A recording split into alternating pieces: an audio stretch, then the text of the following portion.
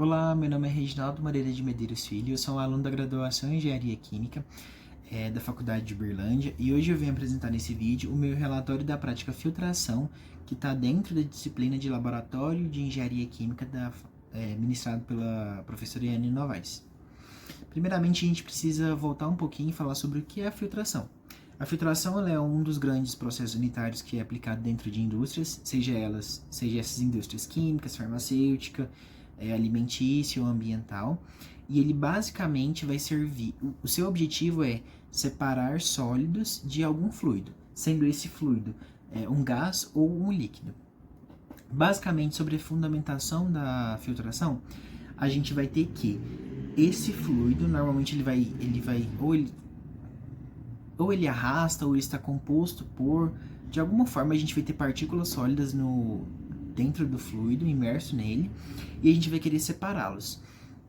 Portanto, a gente vai submeter esse fluido com sólidos em um meio filtrante, que a gente vai chamar de filtro, né? Esse filtro ele pode ter um aspecto variado, ele pode ser de diversos materiais, inox, papel e por aí vai indo. E basicamente ele vai separar o sólido do fluido a partir da exclusão de tamanho ou então por alguns outros mecanismos mais aprofundados, como, sei lá, adsorção, troca iônica e por aí vai indo. E basicamente é isso. O processo de filtração vai fazer com que surja o que a gente chama de torta de filtro. A torta de filtro nada mais é do que o acúmulo do sólido sobre esse meio filtrante. Normalmente a gente vai ter filtros, até tem uma imagenzinha aqui eu acho, onde a gente vai ter filtros que vão estar direcionados em sentido ao solo, e a gente vai ter vertendo sobre o filtro a nossa alimentação, que é esse fluido com sólido. E passante a gente vai ter o fluido já límpido, sem nenhum sólido, e o sólido vai ficar sendo retido sobre o filtro, e isso vai gerar o que a gente chama de torta de filtro. A torta de filtro também é algo muito importante na filtração, tendo em vista que com o acúmulo de sólido a gente vai começar a ter a presença, a gente vai começar a perceber aspectos de um escoamento a partir de meios porosos, porque a própria torta vai se tornar um meio poroso, basicamente. A gente vai ter vários tipos de filtração: a filtração a vácuo, sob pressão, a filtração por gravidade, contínua e descontínua, e cada uma delas vai ter diversas aplicações dentro da indústria. Vamos falar um pouquinho agora sobre o nosso aparato de filtração. O procedimento experimental foi realizado em um módulo de filtração a vácuo, que é desenvolvido pela UP Control, que eu acredito que seja uma empresa que faça esse tipo de módulo. E basicamente, como vocês podem ver pela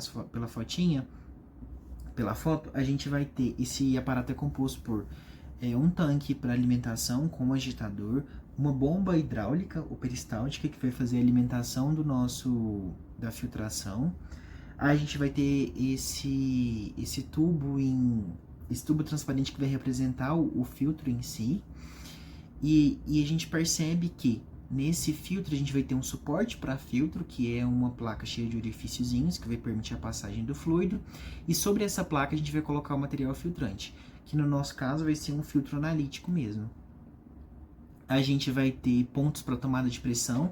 A tomada de pressão, nessa foto, ela tá em tubo. A tomada de pressão é feita a partir de tubo em U, porém na realidade a gente usa um digital de pressão para tomar essa pressão.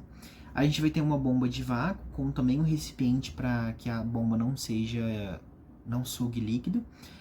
E basicamente é isso.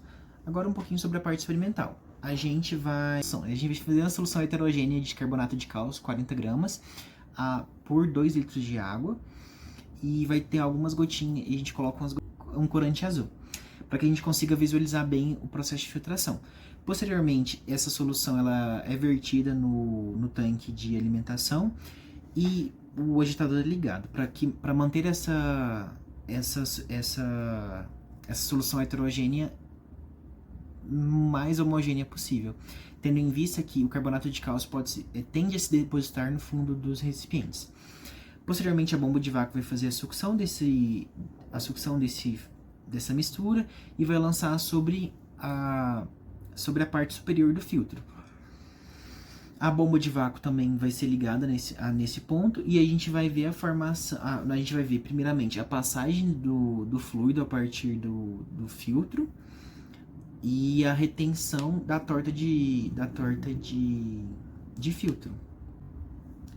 Basicamente, a gente vai começar a tomar os pontos a partir do momento que a nossa bomba de vácuo se estabilizar a menos 500 milímetros de mercúrio e também a gente começar a poder contabilizar o volume de líquido. Essa contabilização foi feita a partir de uma escala que a gente tem ao lado desse tubinho e com isso a gente vai começar a contar a altura barra o volume de filtrado, que é o fluido que passa sobre o filtro, pelo tempo. Então a gente também vai ter um cronômetro que vai contabilizar todo o processo. A partir desse procedimento experimental, a gente coletou esses seguintes dados. A gente vai ter aqui essa tabela, onde a gente vai ter pontos de 1 a 10, e com as seguintes colunas. Δt, que é o tempo que levava para que a gente conseguisse 1 centímetro de líquido de filtrado.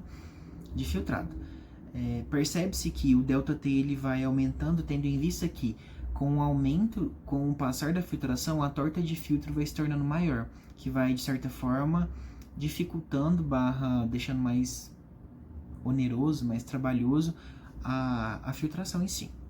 Aí a gente vai ter a coluna de T, que é basicamente a somatória acumulativa do ΔS.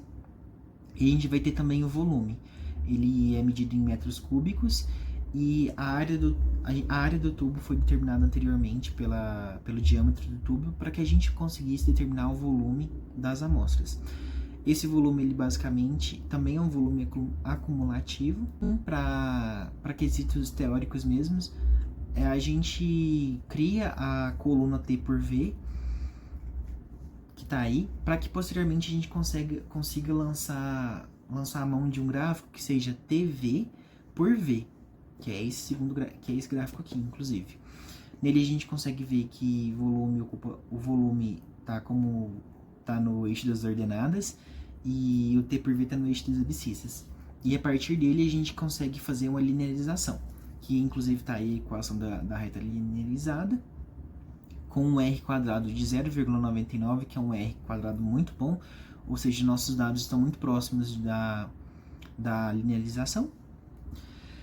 Então tá, tendo essa equação de linearização em mãos, a gente consegue comparar ela com a teoria. E pela teoria a gente tem que T por V é igual a beta mais alfa V. O beta e o alfa são parâmetros compostos por outros pequenos parâmetros de projeto. Como a gente pode ver, o beta tem essa carinha e o alfa tem aquela outra. E a gente precisa determinar a resistividade da torta e a resistência do meio filtrante. A resistividade da torta é o alfa com colchetes e a resistência do meio filtrante é o termo Rm. Depois que a gente isola cada um dos termos, a gente tem as seguintes equações. E por fim, tendo em vista os nossos dados, e só tomando dados, por exemplo, a densidade e a viscosidade foram tomados dados da água, e o ΔP foi convertido de milímetros de mercúrio para Pascal, para que as unidades de medida sejam coerentes, né? E a gente vai ter esses dados aqui. Por fim, cabe ressaltar que o processo de filtração é uma operação unitária muito utilizada na indústria, nas diversas áreas possíveis, e de certa forma ele é até trivial.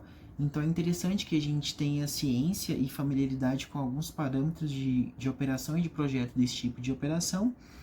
E também eu gostaria de ressaltar, acho que não ficou tão claro, mas que a resistividade da torta e a resistividade do filtro, ela está relacionada com a dificuldade de se passar fluido a partir de uma torta ou então de um filtro.